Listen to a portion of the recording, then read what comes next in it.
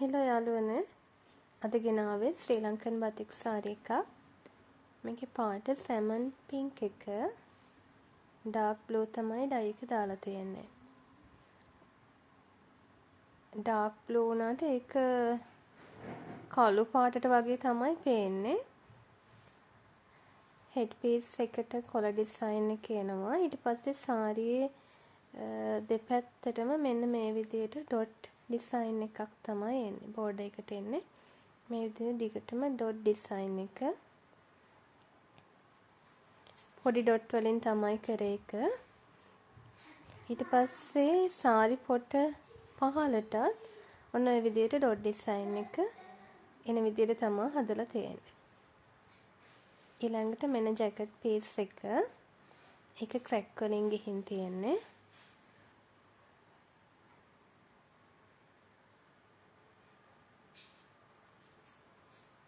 එතකොට jacket piece එක salmon pink එකෙන් එනවා. ඊළඟට සාරි පොට එන්නේ. මේක ඔස්සරි ඇඳත් සාරි ඇඳත් සාරි පොටට මෙන්න මේ ඩිසයින් එක එනවා. චාම් සාරි එකක්. ගොඩක් ලස්සනයි. දැන් වීඩියෝ එකට නම් ගොඩ කලර්ස් වෙනස් වෙනවා වගේ පේනවා.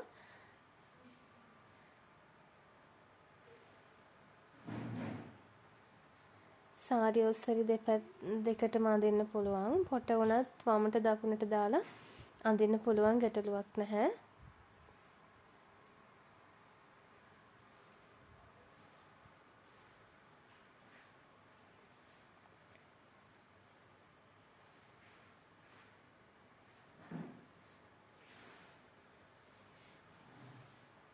චුට්ටක් පැත්ත මාරු වෙලා තියෙන ගණන් ගන්න එපා.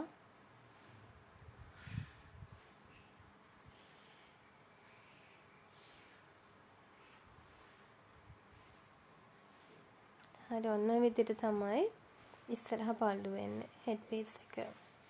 ඔක දෙපැත්තටම අඳින්න පුළුවන්, ගැටලුවක් නැහැ.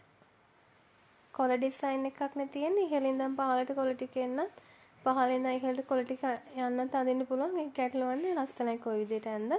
චාම් ඩිසයින් එකක් තියෙන්නේ. ඔයාලට ලස්සන නම් ඕඩර් එකක් දාන්නත් පුළුවන්. අනික මේ කලර් එකට, මේ සැමන් පින්ක් එකට කැමති නැත්නම් මේ පාට වෙනස් කරලා වුණත් හදා ගන්න පුළුවන්. බොහොම ස්තුතියි.